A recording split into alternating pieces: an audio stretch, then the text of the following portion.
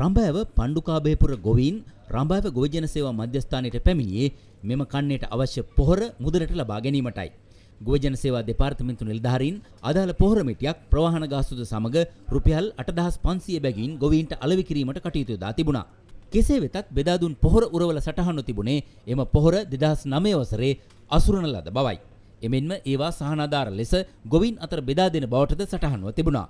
ගොවීන් චෝදනා කරන්නේ මේ නිලධාරීන් පිරිසකගේ චාවාරමක් බවයි.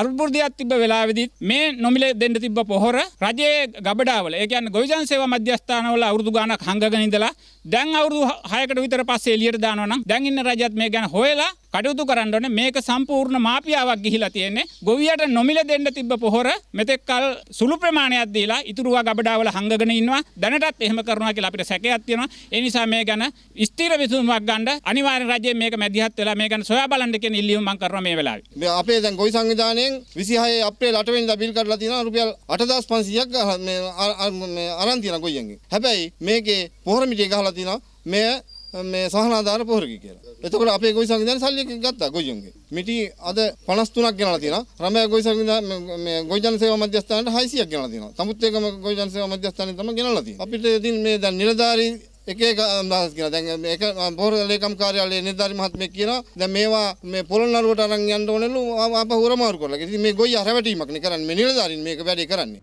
මෙම සිදුවීම වාර්තා වීමත් සමගම ස්ථානයට පැමිණි ජාතික ජනබලවේග පාර්ලිමේන්තු මන්ත්‍රී හා සමස්ත ලංකා ගොවිජන සම්මේලන උපසභාපති සුසන්ත කුමාර නවරත්න පැවසුවේ සිදුවීම පිළිබඳව පරීක්ෂණයක් කළ යුතු බවයි. විශේෂයෙන්ම අපි දන්නවා රටේ ඇතිවෙච්ච තත්ත්වය ඇතුළේ 2022-23 වසරවල අපේ රටට ඉන්ධන ආනයනය කරගන්න එක, පොහොර ආනයනය කරගන්න එක ප්‍රශ්නයක් වුණා.